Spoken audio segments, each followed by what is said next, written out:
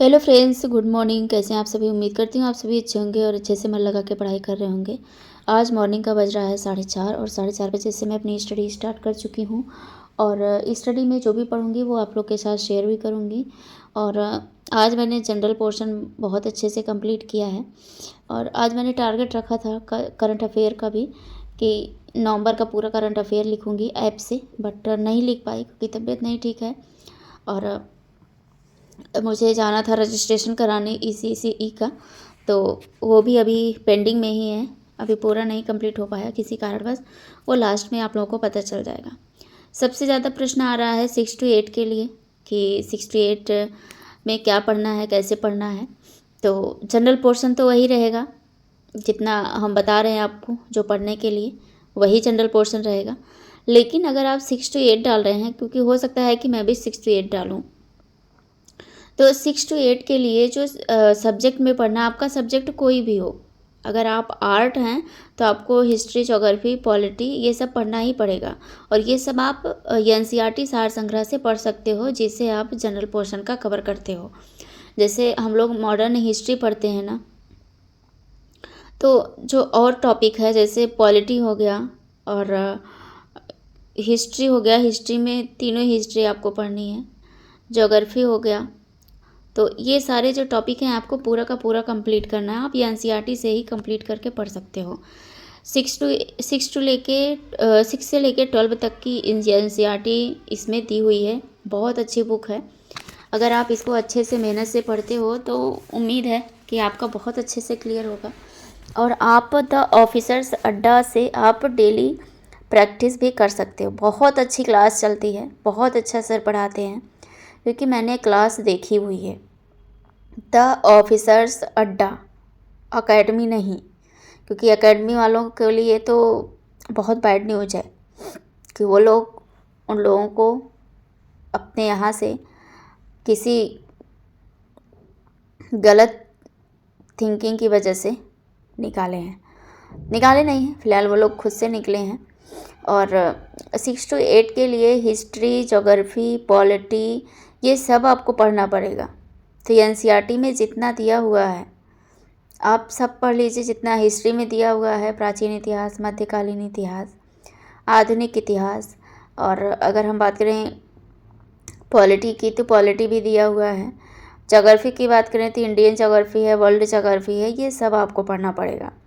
बाकी हिंदी के भी और इंग्लिश के भी 30 क्वेश्चंस मिला के रहेंगे। 8 प्रश्न हिंदी के और उसके बाद 22 प्रश्न आपके हिंदी के रहेंगे, 8 प्रश्न इंग्लिश के रहेंगे।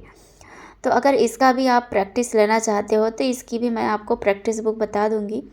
वैसे मैं आपसे यही कहूँगी कि अगर आप अभी तक प्रैक्टिस बुक नहीं लिए हैं तो, क्योंकि वो क्वालिफाई है, क्वालिफाई नंबर बस दिखेगा और वो कट ऑफ में नहीं ऐड होगा, तो आप उसको ना भी पढ़ेंगे तो भी बहुत आराम से क्लियर कर सकते हैं, क्योंकि आप इतना एलिजिबल हो।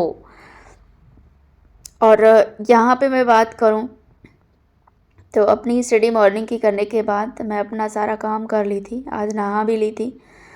और हल्का सा गुनगुना पानी है, RO का पानी मैं पीती हूँ। और थोड़ा सा मैं चाय बना रही हूँ क्योंकि जुकाम टाइम का हो रहा है।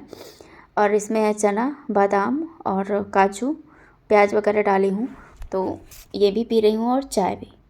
तो ठंड के मौसम में अगर आप लोग भी गुनगुना पानी और ये चाय काली वाली पीना चाहते हैं तो बहुत फ़ायदेमंद होता है, आप पी भी सकते हैं। तो इसको मैं यहाँ पे खा पी लूँगी, उसके बाद फिर से मैं अपनी स्टडी को स्टार्ट करूँगी। Hello friends, good morning.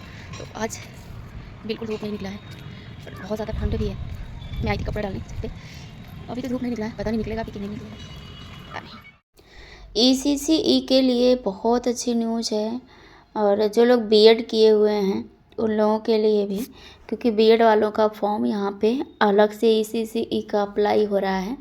जितने ज़िले में हो रहा है उतने ज़िले का मैंने आपको व्हाट्सएप ग्रुप में शेयर किया हुआ है, आप देख सकते हैं। अगर आपको फिल करना है तो आप फॉर्म को फिल भी कर सकते हैं।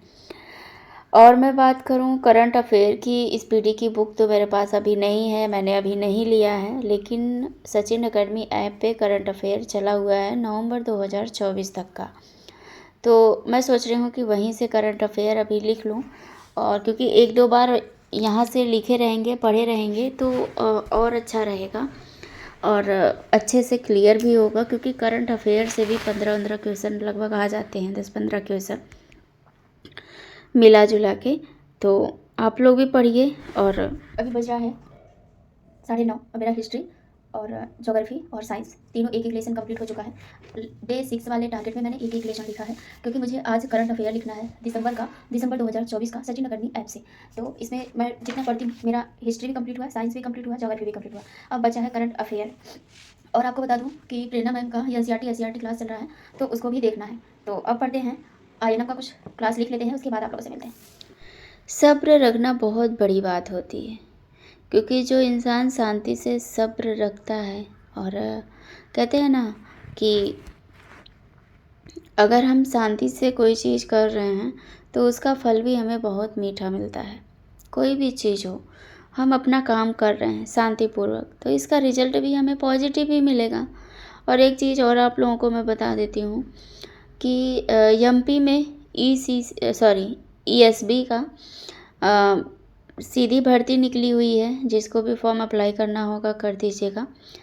ग्रेजुएशन ही मांगा है, 12th प्लस ग्रेजुएशन, और उसमें जनरल में 31 सीट है। जिसको भी अप्लाई करना है अप्लाई कर सकते हैं। जनरल की फ़ी जो है वो 500 रुपये है, अगर आप पोर्टल चार्ज भी देखेंगे तो 60 रुपये है। तो जिसको भी अप्लाई करना होगा, जो एमपी के नियर साइड होगा, वो अप्लाई कर सकता है और अप्लाई कर दीजिएगा, क्योंकि सीधी भर्ती है और केवल एग्ज़ाम देने हैं। और उसका जो सिलेबस है सीडीपी से बहुत अच्छा खासा मिलता जुलता है। जैसे आप देखेंगे कि यूपी में मुख्य सेविका का जो सिलेबस था लगभग वही सिलेबस है, कुछ चीज़ें चेंज हैं, लेकिन वो सीडीपी से ही रिलेटेड है। बाल पुष्टाहार, पोषण और हेल्थ से लेके, तो इसी टॉपिक से कुछ क्वेश्चंस है, कुछ रीजनिंग के हैं, मैथ के हैं, तो जनरल पोर्शन में। तो आप उसको भी अगर अप्लाई करना चाहते हैं तो अप्लाई कर सकते हैं, और अच्छी खासी सैलरी भी है, 10,000 लगभग पोस्ट है, लेकिन अलग अलग है। एक आंगनबाड़ी का है, तो वो आप लोग नहीं डाल सकते या हम लोग नहीं डाल सकते, लेकिन जो सीधी भर्ती एक खुली भर्ती आई है, वो उसको कोई भी डाल सकता है, बस वो भारत का नागरिक होना चाहिए। उसमें नेपाल में भी लिखा हुआ है कि नेपाल वाले भी डाल सकते हैं। तो अगर आपको डालना है तो आप चेक कर सकते हैं, उसको फॉर्म को अप्लाई कर सकते हैं। और अगर आप लोगों को उसका वीडियो चाहिए होगा, अगर फॉर्म डालना है तो उसका आप लोगों को लिंक चाहिए होगा, तो मैं उसका लिंक दे दूँगी, तो आप लोग जाके चेक कर लीजिएगा, देख लीजिएगा। और यहाँ पे आप देख सकते हैं कि सचिन अकेडमी ऐप पे मैं आपको दिखाने वाली हूँ। लगभग 1 घंटा 45 मिनट यहाँ पे मैंने लिखा था आईएनएम, और बहुत ज़्यादा कंप्लीट हुआ, क्योंकि जो लास्ट के 5-6 वीडियोज़ हैं वो काफ़ी लंबे लंबे हैं। हेलो फ्रेंड्स, तो मेरा आईएनएम भी आज कंप्लीट हुआ है। जितना मुझे करना था उतना मैंने कर लिया है। और एनसीईआरटी में मैंने साइंस, हिस्ट्री और ज्योग्राफी ये भी मैंने कंप्लीट कर लिया है। अब मुझे होम साइंस पढ़ना है और करंट अफेयर पढ़ना है। मैं आपको करंट अफेयर का दिखाती हूँ, देखती हूँ कि कितना करंट अफेयर इसमें हुआ है ऐप में। तो आपको दिखाती हूँ मैं करंट अफेयर। इसमें हुआ है नवंबर 2024 तक का हुआ है, और फरवरी 2024 से लेके नवंबर 2024 तक का हुआ है। दिसंबर का इसमें नहीं हुआ है। अब ये देखिएगा, इसमें नहीं दिखा रहा, ब्राइटनेस कम करते हैं तब दिखेगा। देखिए यहाँ तक दिख रहा है नवंबर 2024 तक। इसके बाद लेक्चर है, उसके बाद प्रैक्टिस सेट है। तो अभी इसमें मुझे आज इसकी क्लास देखनी है। नवंबर में कितनी क्लासेज हुई हैं? नवंबर में 1 2 3 4 क्लासेज हुई हैं। तो इन चारों को आज कंप्लीट करना है और लगभग 4 घंटे जाएंगे। तो मैं सोच रही हूँ कि नवंबर 2024 से स्टार्ट करेंगे, 1 महीने का लिख लेते हैं। और आज होम साइंस भी रीड करना है, टेक्सटाइल में स्पिनिंग, नायलॉन और स्पिनिंग मुझे रीड करना है। और न्यूट्रिशन में जितने भी वसा में घुलनशील विटामिन है वो सारे आज रीड करूँगी, फिर से रीड करूँगी। उसके बाद जल में घुलनशील विटामिन रीड करूँगी। विटामिन सी मैंने रीड किया है, टारगेट में मैंने डेली का जो टारगेट बना रही थी उसमें मैंने इंक्लूड किया है, बट फिर भी उसको मैं यहाँ पे स्किप करूँगी। वसा में घुलनशील विटामिन को पहले रीड करूँगी, उसके बाद फिर जल में घुलनशील विटामिन को रीड करूँगी। तो अभी खाना नहीं बनाई हूँ, बच गया है 11, और टाइमिंग बहुत लेट मैंने स्टार्ट किया। मैंने आईएनएम स्टार्ट किया तो मुझे लगा टाइमिंग भी स्टार्ट कर लेना चाहिए। लगभग 1.5 घंटे मैंने यहाँ पे आईएनएम रीड किया है। बाकी उसके पहले की जितनी भी क्लासेस मैंने की हैं वो सारी टाइमिंग के अकॉर्डिंग नहीं की है। तो अभी चलते हैं, खाना बनाते हैं। और खाना में क्या बनाएंगे, हो सकेगा तो दिखाएंगे, नहीं तो नहीं भी दिखाएंगे। तो चलते हैं, खाना बनाते हैं, और उम्मीद करेंगे कि आप लोग भी अच्छे से पढ़ाई कर रहे होंगे। आप लोगों को डेली का मेरा जो टारगेट है वो आपको व्हाट्सएप ग्रुप में और टेलीग्राम पे भी मैंने शेयर किया है। दोनों का लिंक भी मैंने अभी कुछ टाइम में वीडियो अपलोड होगी 1 बजे। तो अब वीडियो तो अपलोड हो चुकी है बट पब्लिक अभी नहीं हुई है। 1 बजे पब्लिक करेंगे तो उसमें आपको देखने को मिल जाएगा। फिलहाल आज का जो टारगेट है, आज का भी टारगेट मैंने आप लोग के साथ शेयर किया हुआ है टेलीग्राम पर भी, व्हाट्सएप ग्रुप पर भी। और 6 to 8 के लिए बहुत कमेंट आ रहे हैं, तो आज उसके बारे में भी हम बात करेंगे इस वीडियो में। 6 to 8 के लिए क्या पढ़ना है, कैसे पढ़ना है, वो सारी चीज़ें हम क्लियर करेंगे। ठीक है, तो चलते हैं, खाना बनाते हैं। Hello friends, good evening. अभी तो रात का बज रहा है 10:30 और स्टडी मैं स्टॉप कर रही हूँ। तबीयत भी नहीं ठीक है, जुकाम पकड़ रहा है, फीवर भी है।